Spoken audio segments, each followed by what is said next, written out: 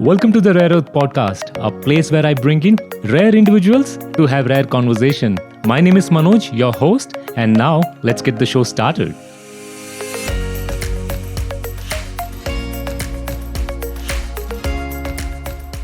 Hey guys, welcome to another episode of the RareErth podcast where I bring in rare individuals to have rare conversations. My guest today is truly a rare individual and a world-class entrepreneur. His name is Anand Bhargava. Anand is not only a close friend but also my personal mentor of many years. The reason I wanted Anand on this show is because he is a very independent thinker, someone who loves to defy conventions, dares to take risks, and is really driven by his personal instincts. He used to work for Unilever in a senior management for the tea division. Later on, he went on to start his own enterprise. He built his business to an extremely successful level. In fact, by age 33, he was financially independent and having options to retire from conventional job. Today, he helps many others to be successful entrepreneurs. In this episode, you will get a glimpse of his life, his adventures, and his unique thinking style. Anand has been a huge impact on my thinking and approach to life. And I'm sure this episode is going to leave you inspired and much more. So please enjoy this amazing conversation with Anand Bhargava. So Anand, welcome to the show. Thank you. Thank you for having me here. I've known you for now, I think, over 15 years. And this was back when I was in the college that I actually first met you. So it's a little unusual to sit across the table in a more formal setting to have this conversation. But I'm really looking forward to dig deep with you. Same here. This is a new experience, isn't it? Compared to what we do, we normally sit and just laugh about somewhere doing other things. But now it's a formal environment. It's nice. The striking thing about you is when I first met you, and this was, I think, 2005, the introduction that I had about you was, okay, meet this person. He actually has retired conventionally from his job at the age 33. Okay, so when I met you, you were already retired. And that was very unusual. We really do not hear people say a youngster like 33 years old and retired from conventional job. You had a very lucrative career in Unilever, and then you just choose a path which is completely being an entrepreneur and choosing freedom over everything else. So what drove you from a lucrative career from Unilever to start something on your own and be free by 33? If I go throwback kind of thing, back into my career, meaning I did pretty well in my career, and what people would have taken probably a decade to do, I was able to get to that position in maybe 3-4 years. And then like I was being groomed to actually go over and take over another country. Okay. And so I knew what was on the pipeline for me there. But then eventually I got myself thinking, because I met an entrepreneur who came out and I had the authority to give him the money, okay, for the work that he had done. And I took pride in delaying the process in terms of releasing the funds to that entrepreneur. And he was very patient. He just sat down and he just didn't even complain. He sat for hours together. And eventually, I completed the process. But on hindsight, when I really thought about it, I realized and said, where would I be? Which would be a better position for me? To be either sitting here and getting my ego boost in not actually giving the money and time and delaying him and other things, or would I be the one who actually picks up the cash and goes back and I have a profit in my account? And then I realized that's a better position to be in than to get an ego boost. And that's the day I quit my job. Meaning I did not even think twice. I just went in straight and wrote my resignation and got out. Instantly. Instant. That was my calling. That's the way I would put it. And I just went out, wrote out my resignation. And people thought I was crazy doing it. And most cases, most people think you're crazy when you want to do something different, from the normal. People don't appreciate things unless it's within their own bandwidth, what we call. So when I quit a lucrative career, most people thought that there was something wrong with this guy. When you decided to quit, did you have a game plan what you want to start, or did you have like a business idea? What was in your mind then? Back then, I honestly did not have any idea. Okay. And I just knew I wanted to start a business. And that was something that I wanted to give it a shot. Because if I had taken up that position with Unilever, I would have been stuck for another 5 years. And then I thought I would be too old. Maybe not, okay, but I personally thought I would be too old to really take a risk and jump into business and other things. And I thought that's the time I need to give it a shot. And honestly, at that time, I think this was way back in 91, I think, 91. And when in 91, 91, 92, that's the time when satellite television became very popular and India was coming into satellite television. I thought that's an area that I can try to get into. Though I had no knowledge, no expertise, I just thought I'll get into that area. And but unfortunately, my company delayed my release, and I had to stay for another almost 8-9 months before I could actually come back. And before that, I had done a recce, and I had found that a certain area was okay for me to start my business there. But then when I came back after 9 months, I realized that area was all gone. And what was that? The area where I could actually put up my satellite television, cable television network. Okay. The location was occupied, and somebody else was already running the business there. And then everything came crumbling down. So I almost thought that, oh, this is the end. And then I started to look around for places, and then I did find a lower middle class area where I really found an area in Bangalore, and then set up this center there without knowing anything. But then that's how entrepreneurs learn, isn't it? By failures don't push you down. It actually, you have to stand up and move forward. And that's what I didn't do it because I read a book for that at that time. I just did it instinctively and got started there. And I think it was a great journey. It taught me so many things. So Anand, your family, there is nobody who's got who's from a business background, or you were not trained to be a business person. You went through a conventional education, you went through a conventional job approach. How did you really have that mindset for a business? What really got you started with a business mindset? What influenced you that way? I'm not so sure about what influenced me. If I think back, I don't think I can pick a particular thing that made a difference. But eventually, I think one striking emotion was I didn't want to be controlled by other people. Probably that emotion drove me to do something. I wanted to be my own boss. I hated reporting to other people. That's probably what got me thinking towards a business. But then, like you said, my parents are doctors. Both of them have only ever in their life never thought about business at all, because they worked with the government all their life. And for them, business was almost taboo. They think that business people probably have to do something wrong. And they were like so upright and so honest. And they thought business means you got to really bring down your values and get into another area. And so that's something did not gel with them. But then my mom always has been a person who always stood by me in whatever I did. Whether it was good or bad, it didn't matter. She didn't stand by me, but she didn't actually correct me instantly. She would actually teach me what to do to change it. But eventually she stood by me too. And she said, okay, he's going to do it. No problem. So when you're young, sometimes you take steps in any direction, and sometimes you get a support. It really helps. I didn't have much of savings or anything when I started this, but then eventually all entrepreneurs start the same way. They don't look at what they have. It's about what you're going to get. Okay, the drive towards earning something, drive towards the reward is what drives entrepreneurs. And I think that's one predominant thing missing with most people is people don't work with the reward in focus. And people work, I have limitations and can I do it? Okay. No entrepreneur succeeds if they think that way. And I think that one thing was there with me saying that it doesn't matter, I'll give it a shot. And I think the emotion of not being controlled by other people is what is I think that would be the driving force towards getting into entrepreneurship. So when you started the business, you really started, from scratch without anybody actually guiding you, or you had to figure it out all yourself. So looking back, are there any things that you wished you knew before you started the business? I guess knowledge does play a part. Having adequate knowledge on the area that you work on will avoid you to have the mistakes that most people make. Because sometimes mistakes can be final. A few mistakes they make, and then that's the end of the road for them. I did make a lot of mistakes. Okay, I paid it in terms of money, which I could have saved if I had adequate knowledge in that area. But eventually, that's a point where people decide either to quit the business or to continue. And thankfully, I did not quit.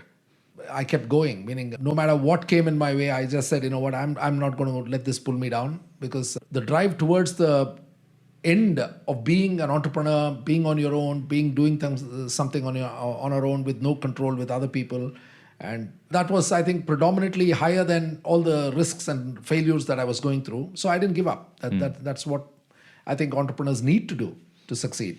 And your backstory, you did mention about you had a very high sense of self and ego when you were actually in Unilever, where you were signing the checks for these vendors. And from there to really take a role where you really have to attend to customers, attend to, when you started with your cable television business, you really had to cater to a class of people where you had to get money from them. So now there was a complete contrast of experience from signing the checks to really receiving money from people who are obliged to pay to you. So how did you really make a shift in your attitude while you had to deal with such situation? That's a really good question, because it does hit you really hard.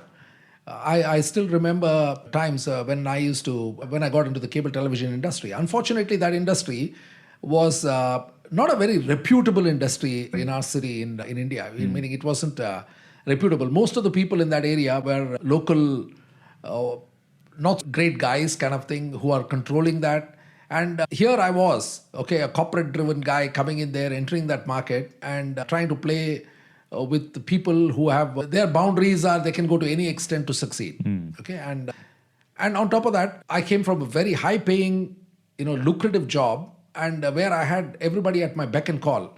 And this was a rude shock to me that I had to go and collect subscriptions, because I had to do everything. As an entrepreneur, you do everything. Right. And subscriptions as low as $100 if I had to pick up from somebody. And they would be this housewife who comes and says, come back tomorrow. And she lives in a shanty place, and I can just buy her home out, but I have to just bite my tongue and say, okay, it's okay, I'll come back. And then that was a great learning for me. And I realized at that time that it's not that ego that really gets you to success. The more we are on that front, I think the less we will succeed. And I realized you have to do everything on your own, and it doesn't matter what it is, whether it's the menial work or whether it's the corporate kind of a high profile job. You still have to do everything. As an entrepreneur, when you do everything, it becomes your life after that. And I started to enjoy what I was doing then. And then I realized, this is something that I have to live with. And the attitude was hit in the beginning, but then I eventually started to understand, as an entrepreneur, we have to be that way. We have to be accepting of situations. We can't be just having our own rules and say we will not go beyond that. How did that business go? Did you succeed in that business? Did you do well, or was it a business which didn't do that great? How was it for you? Oh, that business was extremely good for us. Meaning I did exceptionally well in that industry. Eventually, I came to a point where I started to take over other businesses, acquiring businesses, and all of those things happened. And we grew really big in that area. But eventually, we knew that we had to diversify, and we had to get to different areas. And like you asked me this question, I think it was good. The business was really good. Then you further diversified into the telecom industry, right? Yes, I did. Which year was this, Anand? This must have been, now we are in 2020. I think I'm talking about maybe, I wouldn't know, maybe somewhere around 96, I think, maybe 92, I started my cable television. About 4 years into that business, we had done exceptionally well. We made a lot of income and profit from that. And then I diversified into a high technology area, into telecommunications, where I started to deliver lines to people, like telephone lines to people, data lines to people, corporates basically. And that was a highly capital intensive industry. And so I migrated into that industry somewhere around 95, 96. So when you say capital intensive, the initial investments were too high, or? Yes, it is. In that industry, it's extremely high. And not only high, it also has the risk of obsolescence. Things change so rapidly there that if you're not prepared for it, it can be drastic for an entrepreneur. Like you would see the telecom industry today, what's happening in the telecom industry, the big names are facing the heat today. And just because a new entrant comes in, and the new entrant comes in with better technology, the others have to struggle. And that's exactly the industry that I was in. So it was good, but I think we were in that industry when it was the cusp of the growing portion of that industry, way back in 95, 96. And I think it was really good at that time. obviously there's a lot to your journey. After that, you really diversified into other businesses, and you really went on to set up your own firm, which really caters to health and wellness and the FMCG segment. And you could really retire, actually. You could be financially free by age 33. So we'll get into that part of the journey. But I want to ask a little about your childhood. You were born to a very successful couple, I think, very well-established doctors, both your mother and father. In fact, your father is a very prominent name in the medical fraternity in the country. How was your childhood, and could you tell a little bit about your childhood days and where you were born and raised?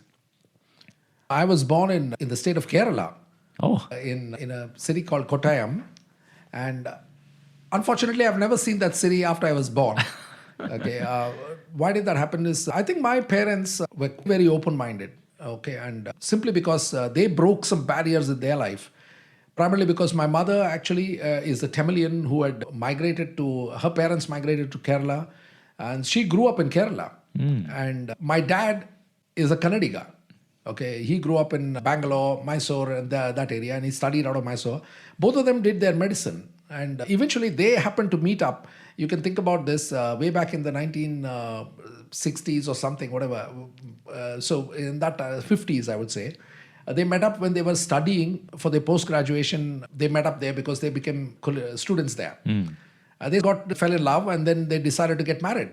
And that was something unheard of in the 1950s and 60s. People never did those kind of things. And my parents broke that barrier, and they had to struggle a lot to actually get married first, and then eventually move to one city. So I was born in Kerala because my mom was pregnant with me when she was teaching there in Kerala, and my dad was in Bangalore. Eventually, my mom got her transfer and came back here. And yeah, that's where I was born and other things. And then eventually, my first 2-3 years was in a city called Hubli. Okay. Where my parents were working together in the medical college there. And when you said I was born to very successful doctors at that time, I don't think my dad and mom were successful at that time when I was born. They eventually became successful. That's a different story. Yeah. For the benefit of the listeners, could you just introduce your parents' names? My dad is Dr. Krishna Bhargava, and he happens to be one of the pioneers in the field of oncology. And for the work that he has done in oncology and the development of oncology and its treatment in our state, he was eventually awarded the Padma Shri. Wow. And that's one of the civilian honors in India. And I think it's one of the highest civilian honors in India. My mom, again, her name is Dr. Saraswati Bhargava. She happens to be specialized in microbiology, and she went through more a teaching kind of a career through what we call as the Bangalore Medical College here, and then eventually ended up as the director of medical education. And that's when she retired from there. So in our family, if you look at it, my dad was a workaholic. Okay, I've never seen him take a day off. That's some lesson that you learn. Okay, I've never seen him take a day off. And the family was brought up by my mother. My mother has been the fulcrum around which the whole family revolved, because she was the strong woman in the entire setup. Yeah, that's about my parents. Yeah, so you grew up in Bangalore pretty much then after those initial years in Hubli and Kerala? Then, yeah. Okay. Meaning right from what I would say, maybe when I was my third grade, what you say, from then onwards, I've been here. Your sister is also a very prominent doctor, and your parents are doctor. How come you did not choose this line of work? How come you chose to become a mechanical engineer? Why did you not pursue the medical fraternity? In fact, I have two sisters, and my elder sister is a doctor, like you mentioned, and my younger sister and me, both of us used to watch my elder sister study medicine. And meaning for me, it was this: the moment I saw her books, the volume of material that she had to read, I decided this is not something that I'm going to do. So I just... It helped you made an instant decision. It was instant, and I said, I'm not going to do this. And way back then, there was no other choice. It would be either medicine or engineering. So I thought, choose engineering. And that's how I got into engineering. Not because I decided to be an engineer. It was because you didn't want that other option. That's it. There is this movie called Munna by MBBS. Yes. Okay, and that's one movie which you really very well related to it. What aspect of that movie you really connected so well with? I think connected with the rebel kind of a thing that I had. And I was a rebel. Right through my college, I was exactly like the character Munabai, who used to really stand up to all his teachers and say, in his case, it was like a goon doing it. But in my case, it was not a goon. But nevertheless, I had no fear in speaking out to my teachers or anything and tell them anything I wanted. Meaning, I was like that. And I don't know where I got the courage. If somebody were to ask me today to do the same thing, I would think 100 times to do it. But eventually, that's how that movie is like more. That character was me in my college days, and I used to have other people like that other guy Circuit who follows Munabai around, and I had other people who followed me around in the same vein, and they were just around that following me up and doing things and encouraging me to continue with this. And I had some good times during college. So, can you just tell us a little about your college days? Like, I was told that you were very active outside of the classroom as compared to being in the classroom. Very much. In my pre-university days, meaning I was outside the classroom because I was asked to be outside the classroom. It was not that I chose to be outside. I was asked to go outside. And why is that? At the moment the teacher walked in, and I used to stand up and I was to sit right on the front seat, and they used to be irritated by looking at me. And they used to, because I don't know why, I intimidated them. And because I was intimidating, they would tell me, okay, Anand, I think you should go. That's the first thing they tell in the class. And then I would stand up and say, why would I need to go? I will not go out. There's no reason for me to go out. And then eventually I would say, mark my attendance to this class, and then I'll walk out. So then they used to mark it, and then I used to walk out and go, and I didn't know what to do. So I used to go to the games room there and play carom. The game called carom, I used to play that carom. I started to learn there, and then I became eventually very good at it. But in my engineering days, it was not the other way around. Like, I chose to stay outside my class. It was not, I was asked to go outside. I decided not to go. So I think barring my first 6 months in college, most of the time I was doing other things in college. I was well known in college, but I never was in the class. But I did exceptionally well in college. There was no problem with my studies. So academically, you did well. By the time you finished your engineering, you did academically. But yes, I did very well. Okay. What was there's a very interesting story about you going for the interview for Unilever. Okay, with your friend. That's very, very... so could you share that story? Yeah. And could you tell me from the time when you received that interview call, from there on, like how did you really... Well, I think what we say as dreams, dreams are very powerful. The reason is I always wanted to work. Somehow I was enamored by this place called Ooty, a hill station in India, in southern India. It's a phenomenal place. I somehow fell in love with that city, love with that hill station, I would say. It's not a big city. And I always wanted to go out and do something there. And so I was looking for opportunities there. So my parents didn't know anything about it. I was already working in Bangalore. And I eventually found an advertisement for a job, and it was marked as a place called Kunur, which is just next to Ooty. So that was the place. And then it rang a bell and said, okay, fine, here's Ooty calling now. So I applied for that job. And once I was shortlisted, and then I got the call for the interview. The interview happened to be in a place called Valparai. Which is again in Ooty? Not really. Even I where it was. I've never heard of that place. And then I thought maybe it's like a suburb of Ooty, or maybe somewhere in and around Ooty. So what I did was I went and picked up a map of Ooty, and I started to search for this Valparai. And lo and behold, I couldn't find it. Meaning there was nothing called Valparai in that area. Then eventually a friend of mine came and said, who knew a little bit about southern India and its geography, he said, no, it's not there. It's in another area completely. Okay. And that's when I realized this is not Ooty. And so I was called for my interview to come there. So I had a motorcycle then, and I called a friend of mine, and I said, I'm going for this interview. Why don't you join?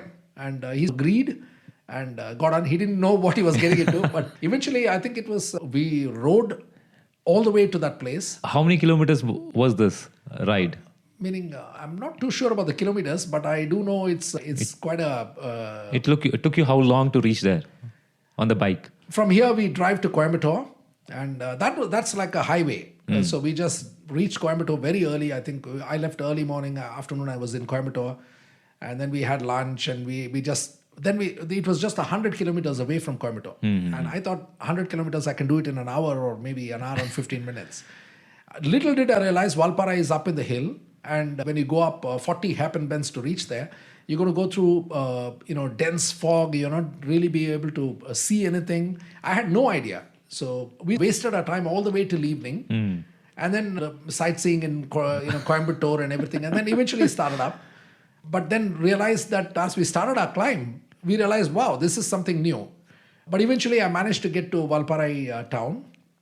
And I still remember the company had organized accommodation for us. And I had to contact, they had given me a contact number. But it was already night. So I just dialed that number. Somehow I couldn't get through to that line. Meaning lines were pretty bad those days. Telecom was really bad. Maybe the birth of telecom came in at that time. The idea might have come then. But I tried my best to get through to them. I couldn't get through. But eventually we managed to hole up in a government guest house, which we found a caretaker there, and we paid him some money, stayed overnight there, in spite of giving up. And they probably thought I had not come for the interview. And then I was thinking, who would come to this godforsaken place for an interview? Who would come? Meaning, like, it was really out of my thinking to even imagine that people would come for an interview in this godforsaken place. Right. It's so isolated and like... Completely. So next day morning, I was the interview.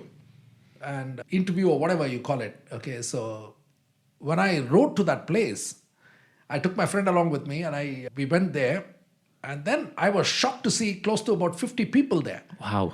Yeah, I wondered from where did these guys show up? I was really shocked because I didn't expect that. And then I thought, okay, fine, I'll have my say and then I'll walk out or whatever. But that didn't turn out that way. So what happened was they just gave us a question and answer sheet on engineering. And I was asked to sit and answer this question. And I thought about it. Okay, it's been a couple of years since I've actually finished my engineering. Like you already heard now, I never stood inside the engineering class. I don't know how I passed my engineering, but it was pretty simple. But I could not answer questions. So even trying to attempt it, I wrote on the top of the thing saying that I will not answer this. Okay? You need to pay me my money to go back home. Okay? So that's it. Okay, pay me my money and I'm out of here. Like you were so pissed off that you really wrote that on the very interview question paper? Yes, I wrote that on the paper. And then I gave it to the guy who eventually became my assistant. So I gave it to the guy and said, give it to your boss. And the boss was the top engineer there, the top guy there. And he was... I thought this is it, but they had promised me that they will pay me my money to go back home. So my expenses. So I said, give me my expenses and I'm out of here. So he went out and gave it to this boss, and then he comes out and says, I think you need to wait because everybody has to finish. I said, why? I'm not answering the question. Give me the money and I'm out of here. So he said, no, but this is what he told us. So I waited till everybody finished. And then eventually I was called in to meet this guy. And so that gentleman was what we call as typically in the personality language, somebody called a phlegmatic. What do you mean by phlegmatic? A phlegmatic is, in lighter terms, is somebody who needs to be pushed to do the things. They're very stubborn. They're very non-controversial. They don't want to fight. They don't take controversy. They don't take conflicts and other things are out of their domain. So they are very peaceful. And I was complete opposite of that guy. Like I was in rage at that time when I walked in because I was wasting my time and I had to get back. I knew getting down this hill would be tough. So I was really like waiting to go as quickly as possible. He called me in there and he asked me as to why did I write that on the paper. He said, why did you write, you will not answer this, and what is this? How could you do that? I said, do you want somebody who can study all this and remember it and put it on paper, or do you want somebody who wants to produce results? Okay? If you want somebody who wants to get results for you, talk to me. Otherwise, pay me my money, I'm out of here. This was your very first interaction with the most senior person in the room that day. He was the senior most guy, and that was my first interaction with him. And that was my first sentence to him. And he had a shock. And like I said, being a phlegmatic, he didn't know how to handle it. So he held back and he said, please wait. I said, I'm not going to wait. Give me my money. I'm out of it. So he said, just hang on for a few minutes and then I'll organize things. So I thought, okay, maybe he's going to organize the money. So I walked out and then I sat down. That's it. There was no other interaction with me. And lo and behold, after a few minutes after he went through other things, 3 of us were shortlisted. And I was one among them. Meaning the guy who didn't answer questions, who argued with the boss, I was one among them. And then the next step was to meet all the executives of the company over lunch. And we were supposed to interact and everything. And the other 2 who were along with me, they were scared. They would call everybody sir and those kind of things. I was calling everybody by name. I didn't even care because I knew that I was not going to get this job. So I had a lunch outing with them, and then somehow I don't understand what happened. I'm really curious, Anand. What do you think really made them select you? Because you were really not going by the books. You really gave a completely revolting answer. You pretty much challenged the whole system. So why do you think they really chose you? I think when I worked in Unilever, I really understood the concept that in Unilever they have a philosophy that, where you can challenge things and still be accepted. Okay, so maybe under the glove, that philosophy existed and they liked my attitude for that.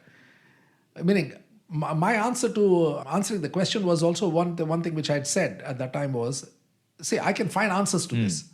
Okay, I need to know how to find answers. I don't need to remember the answers.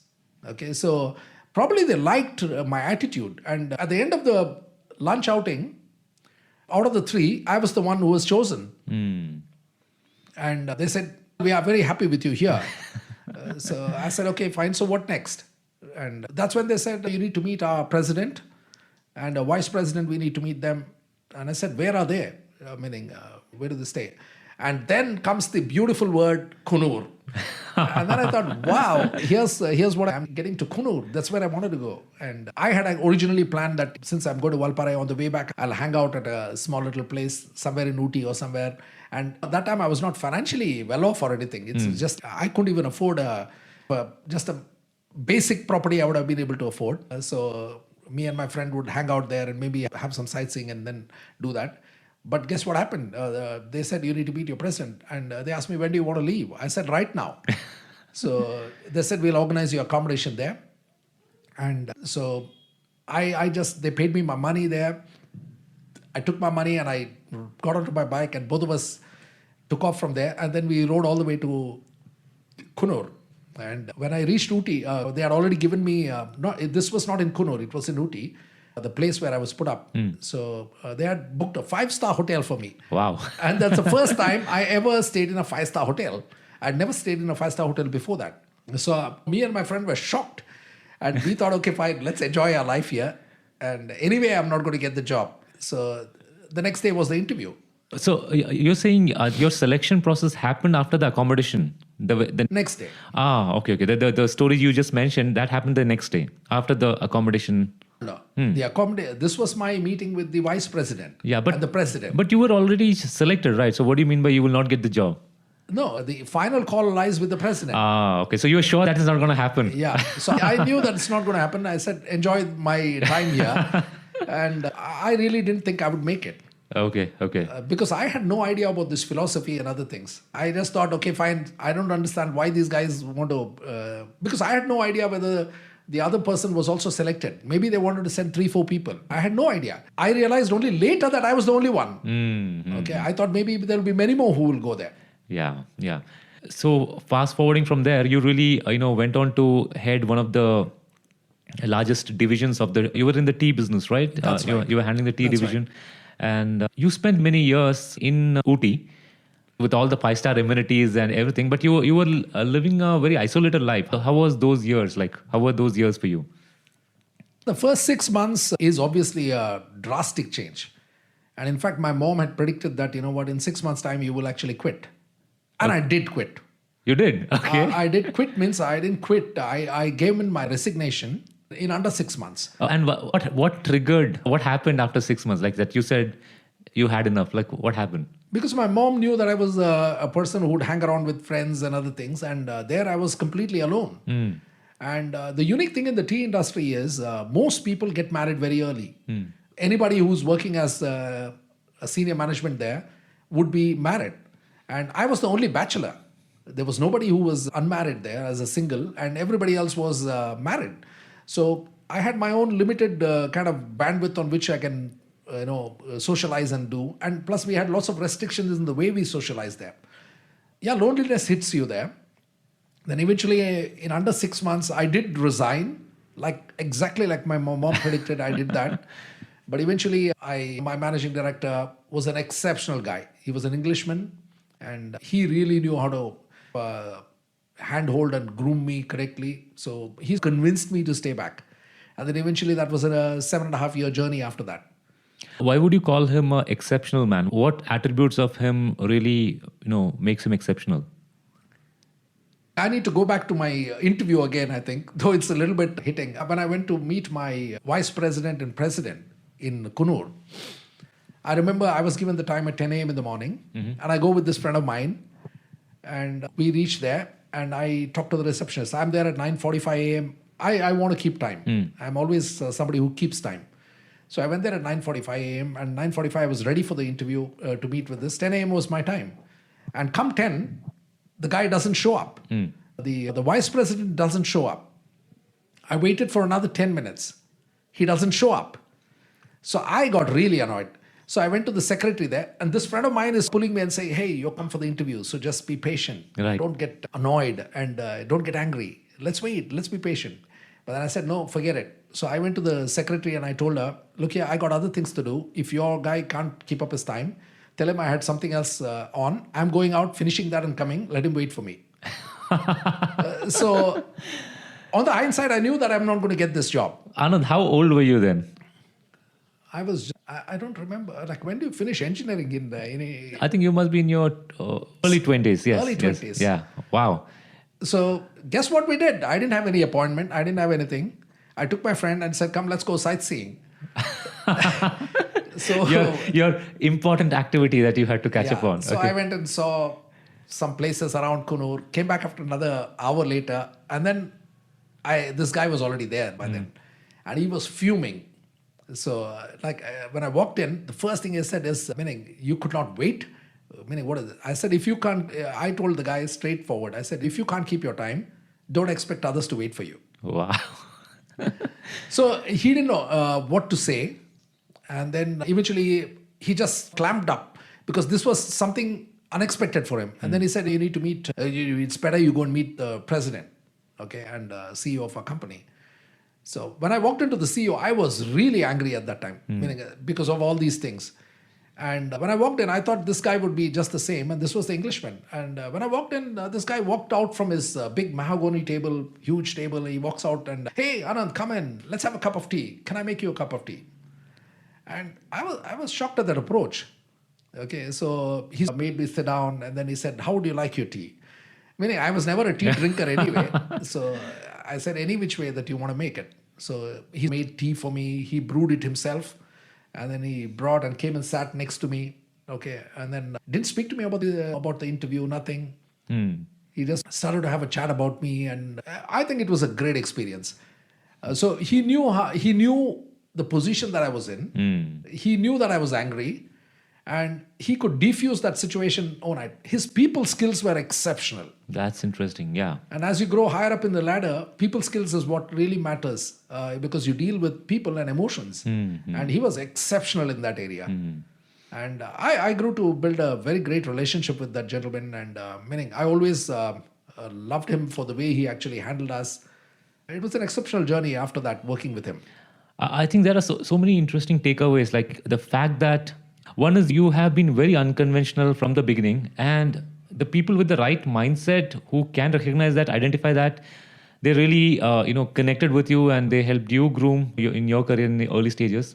And even this person, his leadership style really is rare. I think people in today's day and age, we see a lot of quick management approaches and people losing their cool and really not knowing how to diffuse a tense moment like that. So that was really interesting to hear.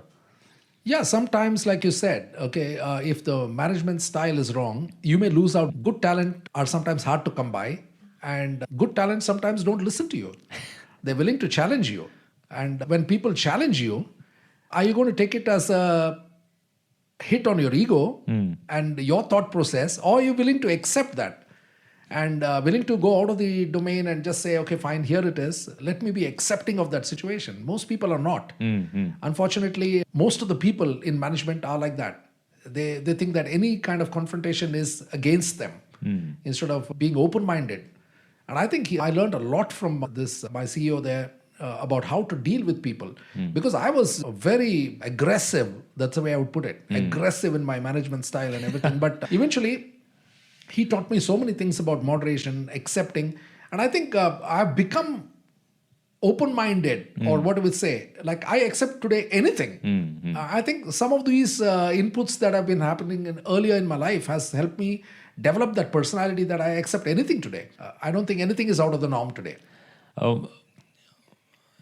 You've been one of the few people in my life who actually has been super influential. And when I met you first time, you really asked certain questions which makes me uncomfortable, which makes me question the conventional. Your approach, if I look back, you've always been very radical, very bold. And you've done a lot of things very unconventional. For the fact that when we speak out how you got married, or how you really took your son out from a conventional school when he was just maybe in grade 5, and completely homeschooled him. These are not normal decisions, and these are like, at least from the perspective of the general world, we would say important decisions, big decisions. So could you share with the audience about the way you got married? I think you actually got your then girlfriend, who's your current wife, Vasanta, and got married in the very house that we are actually recording this. Yes, I did that.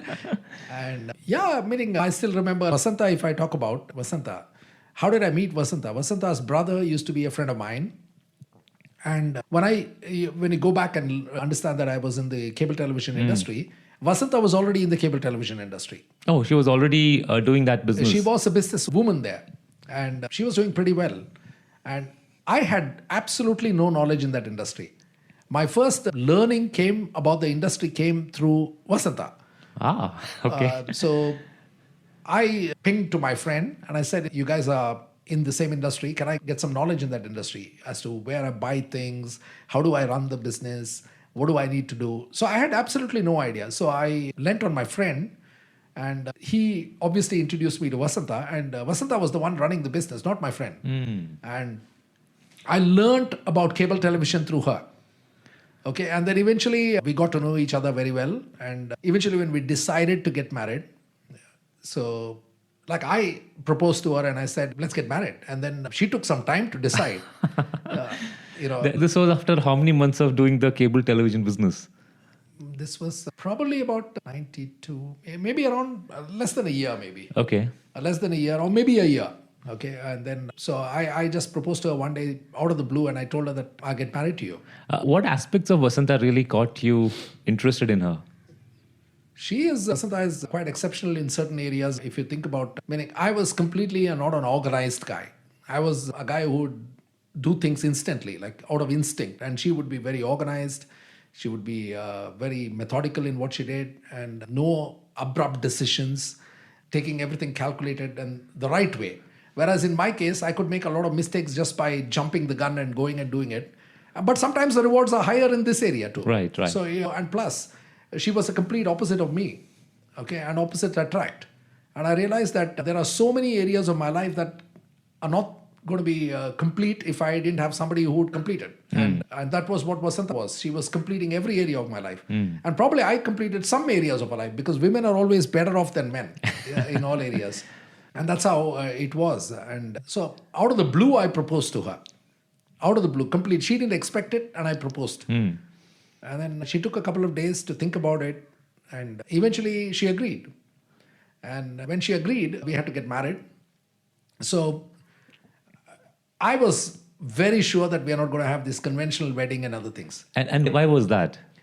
Meaning, somehow that doesn't relate to me at all. Meaning, calling thousands of people and stand there. I should not use the words, okay. But eventually, I just stand like a puppet there, and then people come there and then they click their photos and go. And why would they do that? Most people don't even understand why they're coming there. They're just coming because they would think that, oh, they would feel bad if I didn't come. And they come and stand there. Sometimes they don't even know the bride or the groom, and they just stand there and take a photo and go away. I somehow could never relate to that. I came back home and I told, before we got married, I told my parents that be free in the evening today. Bring in the girl that I'm getting married to. How did that conversation go? Like I said, my parents were very open-minded. They only asked me, are you sure?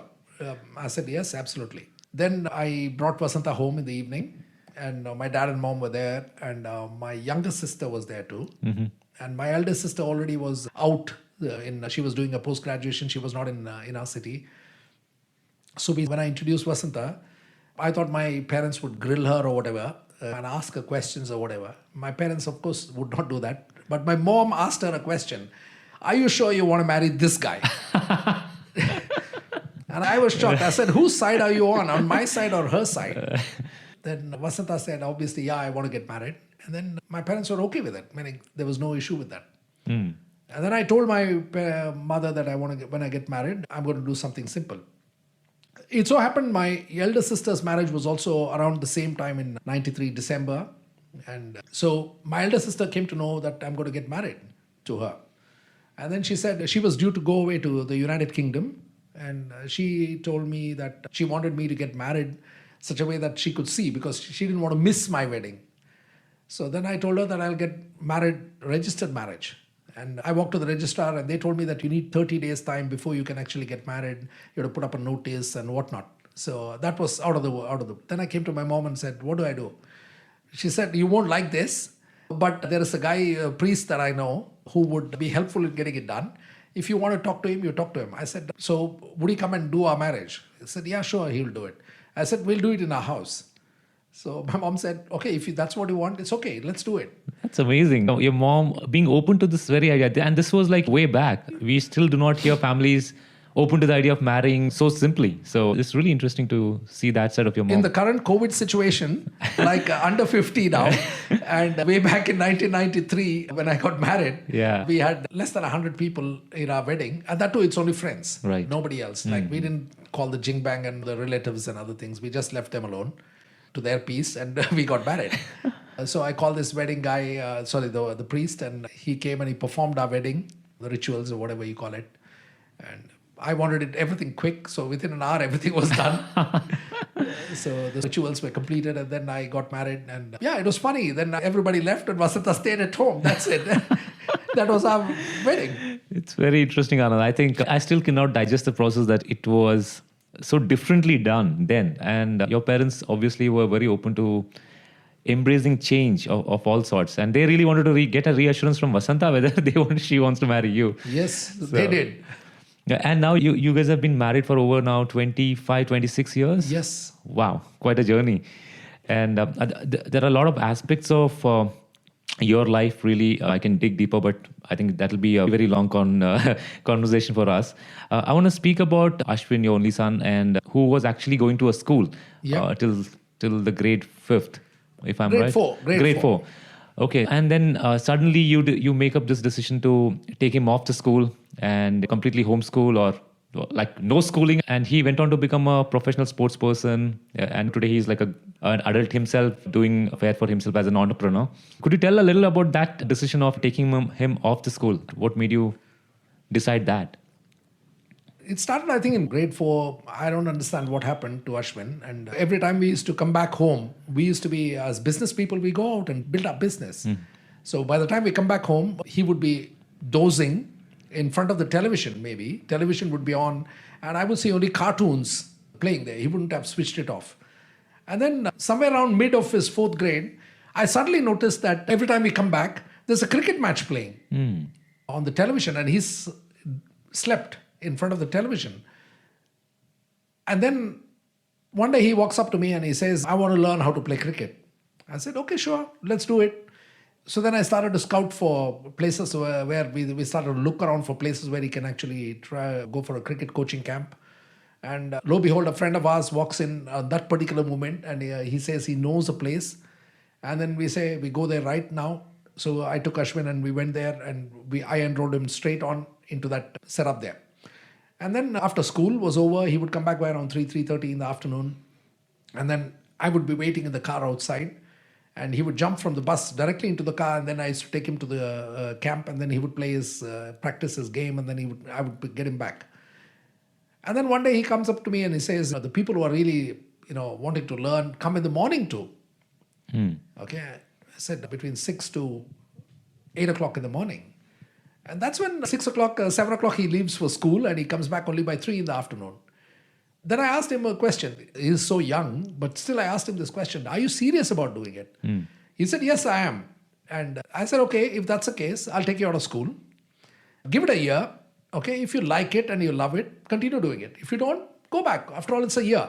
And the last thing on your mind should be that you wanted to do something, but somebody or something stopped you from doing it. And we didn't want to be that something or somebody who stopped him from achieving what he wanted to do. So that was the decision point. And then after that, I walked to the school, took him out of school and brought him home, put him there. And obviously, people think that we are doing something which is, again, crazy. And I think sometimes crazy things work. Okay, not sometimes, I think most people. I always like this sentence, okay, only the paranoid survive. Yeah. Okay, and only the paranoid survive. And when I say paranoid, it's not in the negative connotation. It should be taken in the positive connotation of paranoid. And I think unless sometimes you're willing to take the risk and do certain things, risk and reward is related to each other. Okay, the higher the risk, the greater the reward. You take greater financial risk, the greater the financial reward that you can expect. How did that conversation with the teachers in the school go when you had to actually take Very interesting, very interesting. In fact, when I went to the school was still sort of a budding kind of a school. It was doing well and whatnot. And there were competing schools which were also coming around the place, around it. So when I walked in and asked the principal saying that I want to take my son out of school, the first thought that probably came in their mind is, I'm going to take him from this school and put him in another school. So they would lose a child, they would lose the revenue. So then eventually the principal again, there is a person who would not have any conflicts. His wife is the one who typically tends to talk to people. So his wife came over and she started to talk to me and trying to convince me not to take Ashwin out of school. Because in her mind, she thought she's losing a child to another school. And that's when I told her only one thing. I said, ma'am, if I try to explain what I'm going to do, you're not going to be able to understand what I'm going to do. Neither am I going to be able to understand what you're trying to tell me to do. So why waste time doing it? Okay. So I just told her that be assured that I'm not taking him to another school. And that shocked her. She said, come on, what about schooling? What about this? I said, don't worry about it, because if I try to explain, you will not understand. Right. I'm not asking for a transfer certificate. I'm not asking for anything. I'm just telling you that he's not going to show up for the next 5th grade. Okay. That left her thinking, but I walked out that day with Ashwin. And when I look back and think on that day, I think Ashwin would have learned a lot by his parents standing up for him. Okay, and these are things that sometimes as parenting, we can read lots of parenting books, but if you don't stand up for your child, no matter what parenting book you read, it doesn't work eventually. Right. You can have all the greatest skills, but if you don't stand up for your child when the child needs for you to be at their back, things don't work. I think what's unique about the way you think, Anand, is you have always taken big risk. And even though sometimes it is not very clear what the outcome would be, you just know that going in this particular path will not fetch the results or the greatness that we desire. So you're very clear about what you do not want and you are willing to take that chance on life. How is that? What makes you think that way? If you talk about, it's more important to choose the direction of life. If your direction is right, even if you're slow in that direction, you're still moving in the right direction. And in my case, if I really realize that I'm not moving in the right direction, now the direction comes simply because you have your end picture which is clear. If you don't have your end picture which is clear, then what happens is most people are clueless about which direction they need to make a choice. It's like your jigsaw puzzle. Okay, if you don't have the end picture, how are you going to assemble the jigsaw puzzle?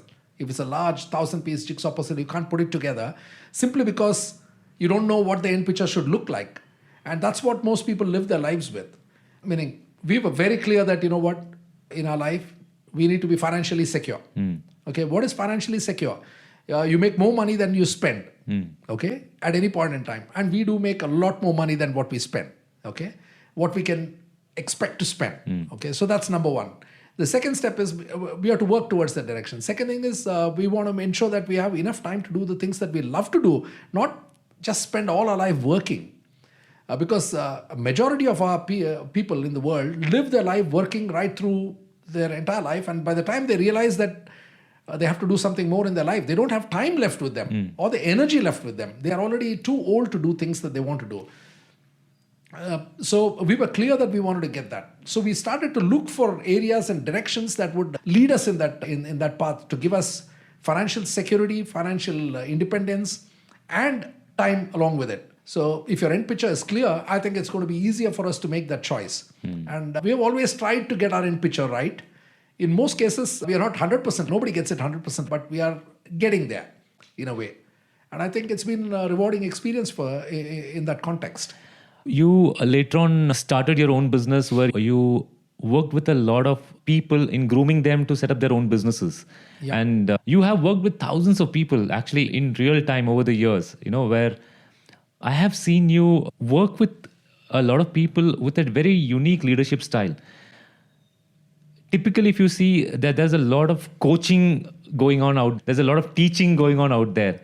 But in your style of leadership, what I've seen is you have actually empowered people by helping them make their own decisions. I have never seen you babysit somebody or teaching them the ways to do something. You've always shown trust. You've always shown faith in them and tell that you can do it. Okay, so yeah. How is that leadership style different from somebody who actually tries coaching somebody? And how are the results of that? See, if you want to have a large organization, okay, you need to build people who are better than you around you. Work with people who are better than you. Now, just because somebody is working with you does not mean that they don't have better capabilities than us. But in most management styles, people look at people and say, I need to teach him how to actually do this. And that principle comes with the concept that I know more than you and I'm better than you. Okay? But that's not really the case. In most cases, probably the person who actually is coming probably maybe 100 times better than us. But just because we don't let him bloom in that area, so we cap him. And I've never believed that there are people always, we are better than people. We are not that. So I always believe in empowering people, letting them make their own mistakes if they want to make. Okay, and mistakes and failures teach people how to move forward as long as they don't stay down. That's always been my way of dealing with people. I don't like to babysit people because babysitters are not going to be successful in life. Okay, people who need to be babysat, okay, they are definitely not going to be successful because decision-making abilities come down. Okay, so they always look at somebody else. In an Indian parenting style, if you think about it, okay, in Indian parenting, if you think about Indian society, what happens in most cases is every decision for the child, even up to marriage, is done by the parents. True. Okay? True. So even though the guy is an adult, okay, he still can't make a decision about whom he needs to marry and nothing. Most of his decisions in his life, he has to buy a house, he still has to ask his parents. He has to buy a car, he has to ask other people. Everything has to be asked. And because subconsciously we are not letting people make their own decisions. So I personally don't believe that style of leadership. I always believe that people need to make their own decisions. People need to have failures. And when they fail, their perspective changes. Then we offer advice. Okay, we can always offer advice and show the direction. And when you show direction, people, when they pick up the direction, they all automatically start to learn. And then you build leaders around you. And that gives you freedom in the end. If you build entrepreneurs who are independent of you, it gives you freedom at the end of the day. According to you, what really influences people who are better than you? Now, you mentioned that in your organization, there are a lot of individuals who are high-ranking corporate people with different business background, but they still look up to you and they really follow you.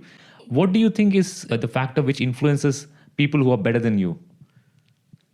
I think number one, okay, you need to be successful. Okay, if you're not successful, how can you get successful people to follow you? Okay, you need to lead from the front. You need to set the path. Okay, and thereby creating a vacuum for them to fill up. Okay, so if you're just hanging around there and trying to tell people you can succeed and you can succeed, and they look at you and then you're not done anything big in your life, chances are that people will lose faith in you and trust in you. But if you have achieved success, you have shown the path, and then you say, look, you can do it and you can come where we have come to. Meaning, for sure, people will rise up to that. But the unfortunate thing is, most people in corporate world and everywhere is people who are just stuck because they have probably been in the organization for some time. Maybe they have. I'm not saying that everybody is bad, but the key is this. Many of them get stuck in a position, and thereafter, you know what, people under them cannot even actually grow beyond because they stifle them. Just because they are not moving ahead. They have achieved a pinnacle or whatever plateau from their career. So here again, we have not achieved any kind of a plateau. We are still growing. Okay, we have not achieved success. Success is a journey. So we keep growing. And as you keep growing and creating new business and starting to capture new grounds, people watch it and they want to do the same. Because you give the expectation that it can be done. You mentioned I'm retired. Okay, retired not in the retired word of what people understand. Yeah. Retired from the mediocrity of life, doing things what other people want you to do. Okay, the choices lie with us. Financially, we are retired. Okay, we are financially secure. We don't have to worry about finances ever again. Okay, those kind of things we are retired with. But when it comes to passion and working, we are not retired. We are very much active in the equation. So what is something people seem to misunderstand about you? I think that's another very interesting question. I think for most people, my first impression to them would be, I come across as quite a powerful person for them. There is an aura around that initially, okay? But then they feel that, okay, maybe I can't get connected with him, kind of thing. I have that initial difficulty in connecting with people who are budding in their careers. Okay, though I can relate on a personal level, but business-wise, people do think that sometimes this is an unachievable kind of a target, kind of a thing that they're looking at. And then eventually when they get to know me, then they start to connect better. So if I could get good at that area, like where I can build that rapport with somebody who's budding, young, who can connect with us and believe that they can be like us just because we are as human as them. Okay? Sometimes that aura, I think, is a little bit bad in my area. So that extreme level of success could be a put-off for somebody who is just starting off, or they can misunderstand that, is what you're saying. They can misunderstand that, and they think that, can I be like that person? Okay, so it becomes difficult for people to believe that they can do that. Even though we tell them, there's a different non-verbal communication that goes across. Right. And I want to get good at that area where they understand that. But as they get to know me, it becomes easier. Right. But that initial first look is a little bit daunting for people. Okay. If there was a 21-year-old just graduating out from college, what advice would you give him in this day and age? As a 21-year-old graduating, number one, get to know about finances. When I graduated out of engineering college, I had no idea about money. Okay? The world revolves around money. Okay? Eventually, whatever you're doing, you're working towards getting money. Unfortunately, we are financially illiterate when we come out. Okay? We may be literate in a certain area. I was a mechanical engineering, literate in mechanical, not that I knew so much about mechanical engineering, meaning the things that we study and come out, I think today are obsolete by the time we come out. Okay? And especially in today's age with the new technologies coming, technologies change within a 6-month window. And we have our curriculum, which is done generations back, and then we get through with it. And people come. But unfortunately, if you want to be an entrepreneur, okay, which I think everybody should. Everybody has the capability to be an entrepreneur. It's just that circumstances and fear stops them from getting it. You need to get knowledge on finances first. Okay, because you may make a lot of money career, but most people without financial literacy end up having nothing. That's why you see a lot of people earning a lot of money, like big rewards. They get 1 crore of rupees in their hand, and at the end of it, when you look back at them, they have nothing. It's simply because they are not financially literate. So I was financially illiterate initially. When I started my career, I made a lot of money, but that money got me nowhere. Okay, so I didn't understand financial literacy. And then eventually when I understood it, so I would say no matter what career you come from as a youngster, get financial literacy first. Okay, it takes very little to understand it, but get connected with somebody, okay, who can actually mentor you in that area. Okay, that would be number one. It may not be your parents, it may be somebody else, but find somebody who can guide you in that area. What qualifies somebody as a good mentor? How do you recognize somebody is worth following or whose advice one should listen to? I think if I talk to somebody and voice something and they're judgmental about me, I think he's not a right mentor. Okay, a right mentor is somebody who listens to you, accepts what you say, okay, and is not judgmental about it.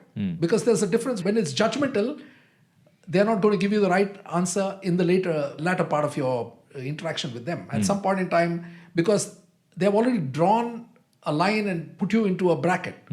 So you need to find somebody who's not going to be judgmental about you. Okay, no matter where you come from, what background you have, what situation you're in, what thought process you have, you should be able to voice it, and the person should, maybe they have an opinion, that's a different story.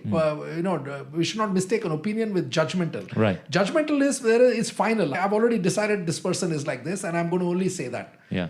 So if they're not judgmental, I think they're a good choice.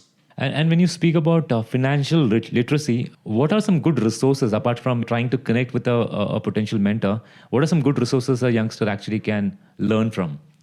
There are a wealth of resources available online, wealth of resources available in books, wealth of resources available on YouTube. Your podcast is a great resource to connect with entrepreneurs, because you're talking with a lot of people who are doing something out of the ordinary. Your conversations are with rare conversations and with people who have not walked the normal path. Meaning, I would not say this is not normal. Okay, people who are walking a path which most people consider different. That's all. Unconventional, they consider, but it's not unconventional really. And so the fact is, as you listen to more of these kind of stories, okay, you start to appreciate that there's more to life and there are more options available in front of you than just what you've been focusing on. And most people are so narrowed down on one thing, and that's not even their decision. It's mostly decision of people around them, and they're not willing to look beyond. So when there is a wealth of resources available around the world, okay, books, audio material, podcasts, YouTube stuff, there's so much of knowledge available there. It takes some time for us to research to understand it. And I think the current time is really one of the best times ever, because there is so much information available. It's just a matter of somebody deciding and searching for the truth, I think. Absolutely. Right. So, meaning there are going to be lots of, when you listen to one thing, it may be conflicting with another. But that's okay. You draw your own judgment. Okay, but put some time towards developing yourself in that area. There are resources available. It's just that you have to look for it. Maybe if you find somebody who can help you in that direction, I think that mentor can help you pick the right choices, especially in the initial stage. After that, you can listen to anything. How do you define success? What's your definition or your idea of success? I don't think I have a definition for success. Okay, really, I think I used a lot of times word success in this conversation that we have had now. But success, meaning it's nice to say, okay, the cliche word is success is not a destination, it's a journey. All these things we can say, we say it, okay? But really, honestly, I think, number one, I believe that if I can love myself, okay? Number one, if I must be able to love myself and I will be able to respect myself. If these two things I can achieve, okay, I think I'm pretty successful then. Wow. Okay, it's love myself and respect myself. Okay, in these two angles, if I look back and put this Avatar movie is there, if I take out my avatar and put it there and look at my avatar and say, okay, fine, I love this guy and I respect this guy, then I'm successful. Forget about everything else. Okay, but if you can get those two things in, I think most things will fall into place. That's beautiful, and I really like that definition. I've not heard that. I don't think I've heard that before. That's really nice. I want to go deeper and ask, how do one love himself or herself? Like, where do we start? We know we must love ourselves, but how is it really possible to respect and love oneself or over everything else? Is it possible? Is there a method to that, or it is something that you have to realize and figure out? What is your take on that?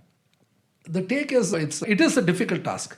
Let's be honest, it's a difficult task. It's not that easy. It's not that I love everything that I do. If I look at my avatar and say, oh, I love this. No, there are certain areas I don't love. Okay, there are certain areas I don't respect of myself, for sure. Okay, meaning nobody is perfect. But you can get there. You can work towards getting there. The way I think is your subconscious plays a big part in that area. If you can learn to tell yourself that you're good enough to succeed, good enough to become the best person that you are. If you can train your subconscious to believe that you're the best, okay, there's going to be a lot more, it's going to become a lot easier.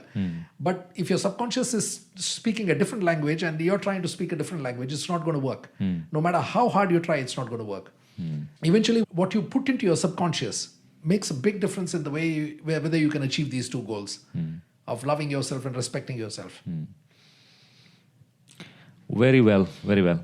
I want to speak about what have you changed your mind about something in the recent times? Like you had an idea for a very long time and now you have a completely different point of view about it. Meaning, are you meaning in terms of business or are you meaning in terms of... It could be anything. It could be anything. It could be life, business, relationship. It could be anything which you held a very strong belief and now you have a completely different point of view of that. Meaning, I think in business, I've never held a strong belief that this is the only way to do certain things. I've never been somebody like that. I've always been, okay, anything that needs to be changed, we need to change. Okay, and I'm very open to change. And any new way, even if I don't have to research it, I'm willing to take a plunge with it. Okay, so it's not that, meaning COVID has really brought in a drastic change in the way we start to live our lives completely, if you think about it. Number one, we are not meeting as many people as we would meet normally. Right. Okay. People are just far away. Okay. And people are away from you. The way we connect with people is different. We are doing it online. So I believe that everything is an opportunity. Okay. So I don't believe that I'm quick on the gun with these changes. That's the way I would put it. I don't mind changing anything. And I don't mind trying new things because my self-belief tells me that I can pull it off. If I have doubts that I can't pull it off, then it becomes difficult for me to take that first step. I think the way I would change things, meaning on the business front, on digital, I think we are doing exceptionally well in terms of connecting on a digital area. I think it's a new and an exciting new area that we're coming in. So it gives us opportunities for, what shall I say, a wealth of ideas and new things that can come in, which can challenge the normal. And I think the new millionaires of the future are going to be born in this era. And I think people will come out with innovative new ideas just because COVID came. Though COVID seems like a negative connotation, I think new ideas and new grounds will be broken because of this situation. I really have seen your approach to life in general is always solution oriented. I have never caught you ever in a moment where you're in deep state of worry or anxiety. You have always been quick in adapting to changes. Even in this COVID times, I've seen you quickly take on this as a new possibility to expand your business and grow it in a completely new way. What advice would you give to people who are entrepreneurs? COVID has been a very challenging time in terms of business. How can they really make a transition, or how can they really deal with these stressful times? What would be your advice to them? I think being solution oriented, like you said, is very important. See, the situation is that we know it is challenging. Okay, let's accept it is challenging. There are businesses which don't have customers coming in, walking in. There are so many challenges that people are facing right now in terms of revenue drop. So many things are happening. But the key is, it's not going to last forever. Okay, this is going to be maybe another year. Okay, but out of this, something will come. But during this time, many of them get into paralysis. They get so stuck with their own old routine, saying that this is the way I do it. And they are so stuck with their own thinking that they're not willing to look at opportunities that are presenting to them right in front of them. And they just overlook it and somebody else will pick it up and move on. So you see businesses succeeding and businesses not succeeding in the same era right now, in the same situation, same businesses. The ones who really move ahead are people who are looking at it as a solution, saying that, okay, fine, we are stuck with it, I'm stuck with it, you're stuck with it. What can I do differently? My only take would be that what can go wrong? The worst that can happen is that's the end of the world for you. Okay? That's the worst thing that can happen. Okay, COVID comes and that's the end of you. Okay, you're no longer there. But beyond that, what can be worse? There's nothing else which is worse in between, isn't it? Okay? Meaning, what can happen at the worst? Okay, meaning give it a shot. Be willing to break new ground. Give it a shot. Nothing is going to go wrong. That's a very interesting question. What's the worst case scenario, right? If you really start seeing from that lens, then you get a different perspective to really approach the situation. Yeah, the worst that can happen to you is COVID gets you. And you come to that like your immunity is not. So your business and other things is nothing. When it comes to that context, when you look at it, when you have a solution for the worst thing, why can't we have a solution for something which is as simple as a simple business approach or a strategy or something? If you don't have a strategy right now, talk to somebody who could actually help you. At least get your thoughts. The idea is to bounce it off other people. And when you bounce it off other people, you know what? You're bound to, as long as you're willing to receive. If you're willing to receive, you're going to get some feedback. And that feedback can really be valuable to you. So most people just clamp up, just sit and wait for things to change. Instead of which, why not just bounce it off people who are actually doing something different? Talk to them. And maybe it's a conversation that will open up something else for you. I think, some great points you mentioned there. When we speak about the worst case scenario, we speak about death.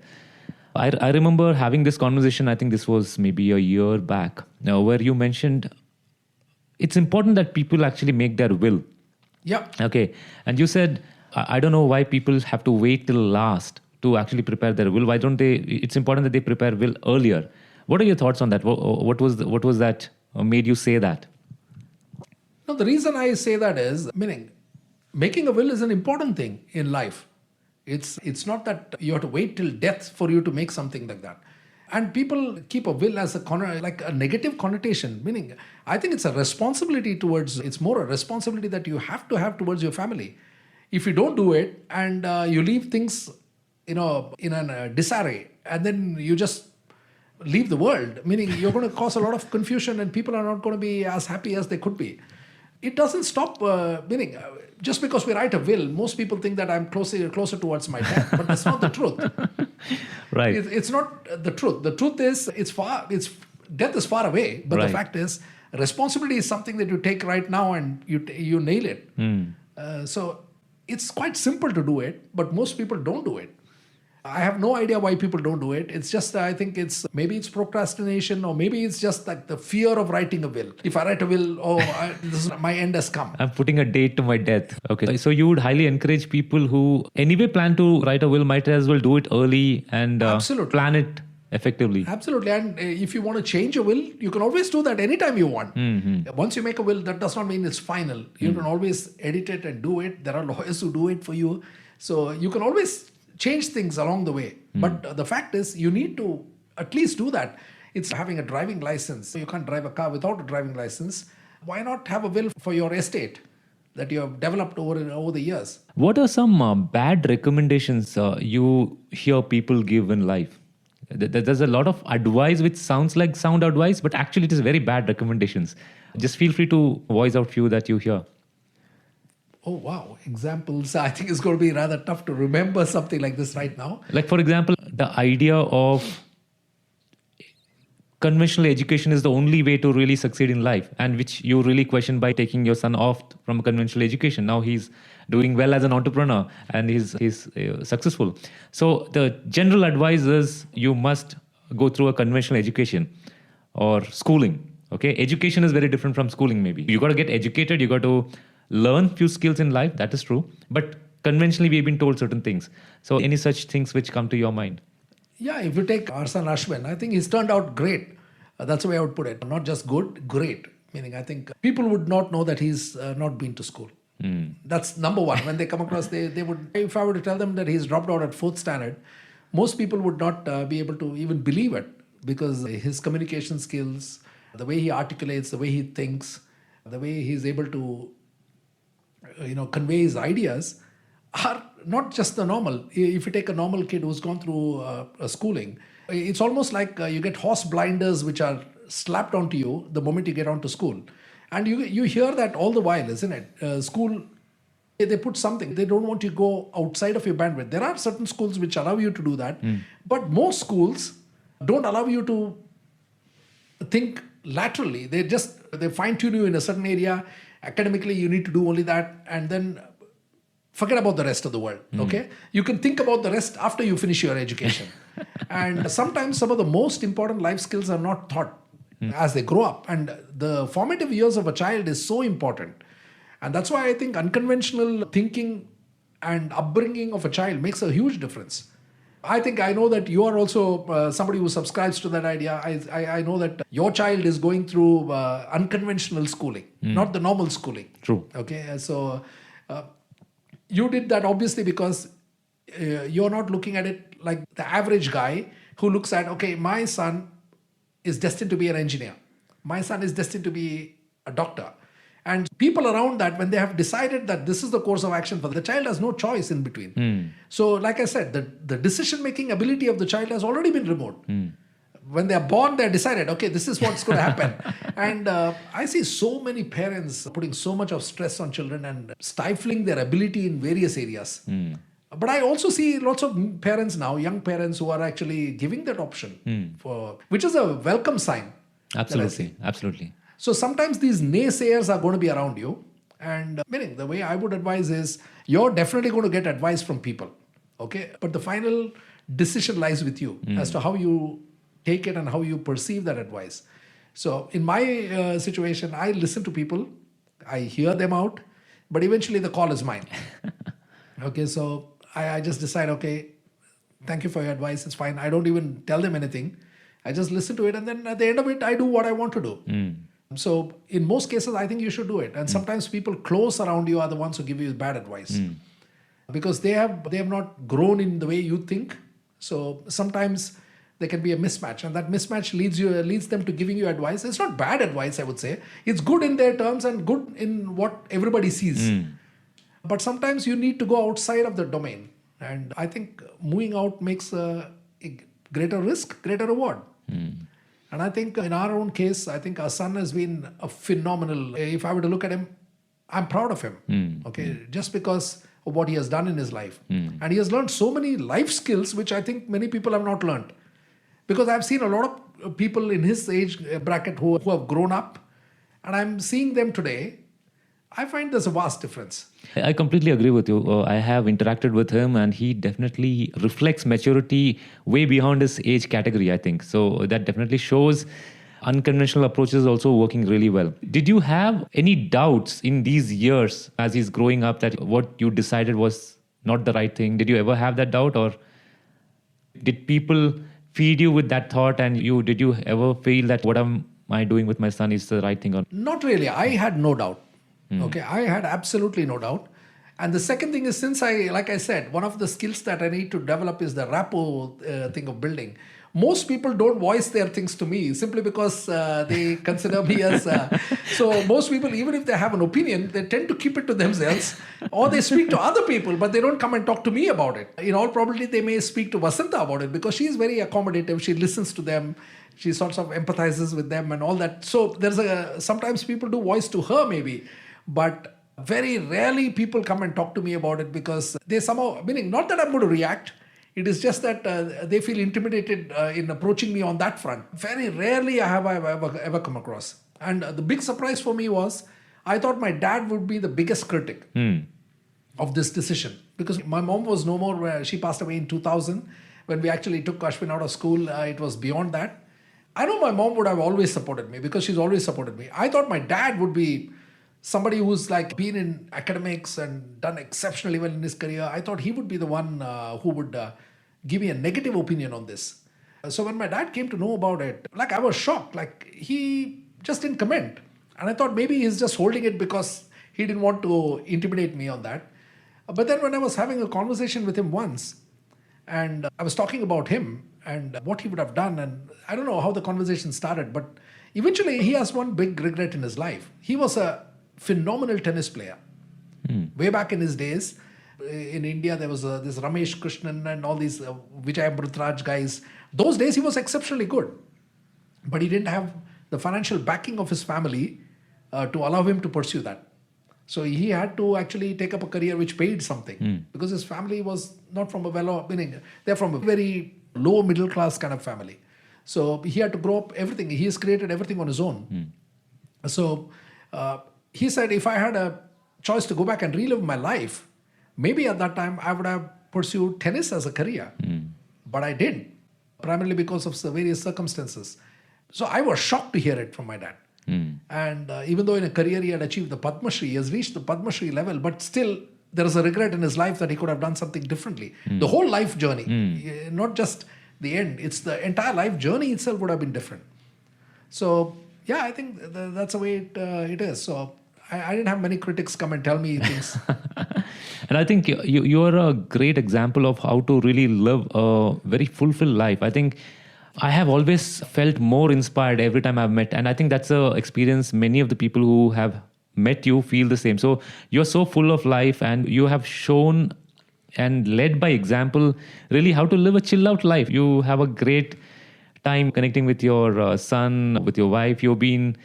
I come on a Monday morning or a Tuesday morning, you're in the house chilling out. So I think you have really led by example and shown to the world that it's possible to have an alternative way of living. So it is, meaning I think it's not me, meaning for example, when we both have a conversation outside of this podcast, I think we can talk things for hours together and, just spend time. And the fact is you learn every time, isn't it? Something or the other you learn. But the fact is, why be stressed out on things that are not going to affect your life in any which way? Stress is, I think 90% of the stress is nothing to do with what's going to happen in your life. It's what will potentially happen, which will never happen. So why worry about it? Okay. And if something were to happen, it is anyway going to happen. Okay. Meaning not that I'm talking like an astrologer. I don't believe in that aspect of it. What I mean is, if something like, for example, in this COVID situation, there are several people who are so petrified of this, the whole thing, and living their life as though the world has ended. But why? Okay, there is a solution, there is everything. I know you need to be careful. That's being responsible. Okay, but that does not mean to live in fear. And COVID is a physical fear. Actually, you're seeing something real. But sometimes in a mental fear, we live with a mental fear throughout our life. And at the end of it, we live one life and we regret the life that we led. What's the point in doing it? So just get rid of the mental fear. Live the life the way you want to. Be open in talking and saying things. If you want to do something, do it. Don't just what will other people say. Okay, they are anyway going to say something. So who cares? Just do what you believe in, and just live your life. Some great advice. I think we could go on and on. We could have a part 2 maybe someday. Any parting thoughts? Any final message that you want to convey? Anything? Final message is, you have one life. Okay, you really have to you have your limited time. Like we say in this one, typically a person has 25,000 days to live in the life. Okay, your life is 25,000 days. Okay, and most of us, if you have turned 40, calculate it. Okay, your 20,000 days is already over. And typically the last 3,000 to 5,000 days, okay, meaning you may not have the energy to live your life in the last 3,000 days. Okay, maybe 10 years, maybe 5 years, I don't know, for some people.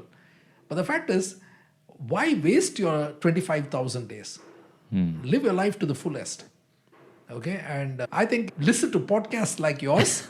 Okay, because really, honestly, I think when you listen to stories of people, that's what's inspiring. Not teaching stuff doesn't inspire people. Stories of people inspire people. Listen to lots of successful stories of how people really made it big and how people lived their life. Meaning not just in terms of finances, in terms of various other things. Right. Area of influence or whatever. But the fact is, invest your time in that area, not just invest your time in the mundane activities of life. And live your life to the fullest. Enjoy your life. That's the way I would put it. Enjoy your life. Thank you, Anand. This has been a great conversation. If people want to find more about you, where can they find you? Where can they find me? Or maybe through you. Anand is not very active on social world at the moment, but yeah, I think you're big in the health and wellness space. You're working with a lot of people, so I may put an Insta handle where people can find you and your work. And if we will have any specific coordinates for sharing for Anand, I'll have it in the show notes. So that was it, Anand. So thank you so much for joining the show. I hope you had fun too. Thank you for having me on this show. And I think it's been a great journey. And not just this journey of this podcast, but the journey of being friends. Absolutely. For so many years now. Thank you for being a friend. Thank you, Anand. Thanks so much. I hope you enjoyed the show. All the key points discussed will be available in the show notes section at www.rareearth.com. That is RareErth.com. Thank you for listening to this podcast. If you really enjoyed, please do give me your feedback, review, and rate on iTunes or any listening app of your choice. Do subscribe and share. Thank you.